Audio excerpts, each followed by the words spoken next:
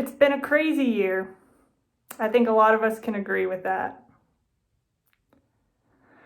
When lockdowns were first announced in March, there was a lot of memes about how Isaac Newton invented calculus, how Shakespeare wrote a play, all these things that they did while they were quarantined. And I don't know if it's true or not, but the clear focus was this could be a great time of productivity. It's an opportunity to be creative in a way you never were before, which maybe for some people it was, but not for everyone really. For me, it wasn't. It wasn't a time where I was especially productive. I was very overwhelmed by everything that was changing. And I kind of struggled to do the bare minimum of what I was responsible for at the time. So that was my journey. To be honest, when writing, I find I don't deal with hard times through writing. I tend to have to process what I'm going through, and then later I can write about it, but not in the midst of the pain and struggle. So I didn't necessarily react to the lockdown in the most creative way. And this is an important point, I think. Not everyone's going to invent calculus during uncertain times. Everyone reacts differently. Now, the other important point I've found in my writing journey is that to invest time in writing is a sacrifice.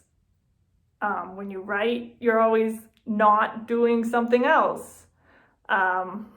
You have a very high likelihood of doing something that might turn out to be unproductive, something that no one else is interested in at all. You might fail to achieve that vision that's in your head of this really great story, this great work of art that you want to create.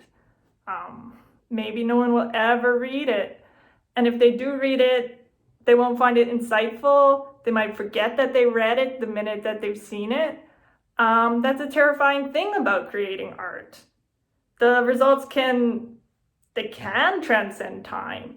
You can make something that's so valuable that no one forgets about it, like the Mona Lisa or the Iliad. There's so many great works of art that are so memorable, but there's also so many that are created every day and people just forget about them. They don't have that impact. And I don't know which one I'm creating while I'm going through the writing process. Every artist hopes that they'll write something great, but basically, in other words, the risk of creating things can sometimes feel more risky than investing in the stock market. It just seems to have a very low return sometimes compared to so many other things you could be doing. So if I'm honest, as I've grown older, this is something that has impacted my writing. As a kid, you're not responsible in the same way you are as an adult. So when you write, it's cute. Oh, great, you're a writer. Like, that's great for you to do. But as you grow up, you're supposed to choose what you invest your time in wisely and make logical choices and consider the consequences. And if you're good at something, you're supposed to recognize you're supposed to realize that you might not have what it takes to be good at what you love.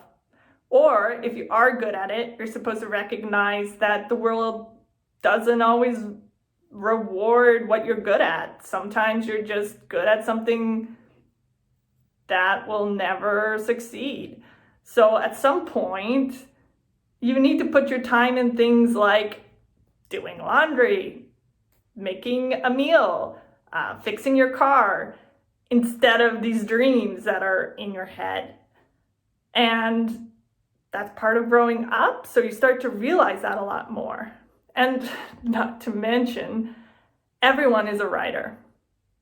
There's so many writers out there, and the internet's full of words, and books are published every day. But very little of these words matter, so why should I add to the cacophony? Why should I keep producing this endless stream of information? Maybe I'm just a noisy gong, a clanging cymbal, yeah, why? Yeah, and in the past few years, I've spent a lot of time where I honestly couldn't go out very much. This was even before the lockdown. I was stuck at home a lot. And even in those times, I found that these thoughts affected my writing. I was forced to do very little, and I still didn't necessarily feel like writing was worthwhile. I wasn't sure I had anything that was of benefit for other people. But something changed during this pandemic. After the worst, the most uncertain months were over in last spring, I found I could justify that it was worthwhile to create good things because we needed good things in the world. And I can't guarantee that it'll help anyone. And I can't guarantee that it will help anyone else, but you start to realize that nothing is a guarantee. This pandemic has shown that nothing is a guarantee. You never know what will happen, and we get afraid when we can't control the future. But that's always every action that I've taken. I didn't know what was going to happen, and I still don't know what's going to happen. And writing is the same way. I can't predict this is going to be good. This is going to connect with people. This is going to be a piece of creation that matters. But if I just waited until I knew for sure what was going to happen, I would never do anything. And that's really what I'm starting to learn this past year. We want to know beforehand that what we're doing will succeed. But we just learned this past year that nothing is certain. We will never know the future. Even if we think that everything will be the same tomorrow, we don't actually know that. So I can't insist on knowing what the results of my creation will be. I'm driven to create. I've always had that in me. Even in the times that I felt most doubt about whether I should be doing it at all, I always had that in me. But I'm also plagued by the feeling it's only worth doing if it's good, if it's good enough. The thing is, now I know I can't see ahead to see if I will ever get good enough. I can't refuse to work unless I know that I will succeed. I just have this in me, so I should do it. I can only work on my skill and leave the future results to God. So I guess I've come to a point where I'm comforted by all the verses about the futility of life under the sun, how we plant a seed and then we pick it, we buy, we sell, the wind goes round and round, we build barns. All this effort we put into our relationships, into everything we do, it's all futile too, unless God helps it to bear fruit.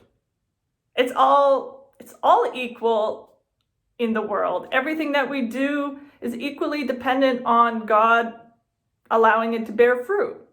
And God graciously allows so much of our activity to bear fruit. So I'm learning not to freak out so much about the future and the bearing fruit part, and just leave that to Him and try to rest on Him during the process and thank Him for, well, this current opportunity that I have right now that allows me to develop the gifts He's given me. I do think this will be different for everyone. Not that your journey will look the same as mine. It might look very different. It's a process of discerning what your priority should be. And in some ways, my situation is unique. It's allowed me to focus on writing in a way that maybe not everyone's situation does. Right now, I've spent a lot of time looking for work. So in the meantime, I have a lot of time to pursue this writing projects of mine. Essentially, I've been given a lot of space to pursue writing. So to conclude, I have been writing a lot the past few months. Many of you have been reading my newsletter. You've been checking out my online store that I created. That was a fun thing to create.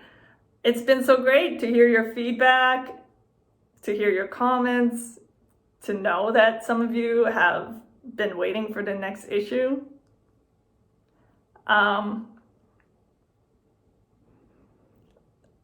I also have a current project where I've been working really hard on a short novella. A lot of us can't travel this winter, so it's a nice travel story that can replace one of your winter trips. Hopefully that will be really enjoyable for a lot of you, and I'm excited about it.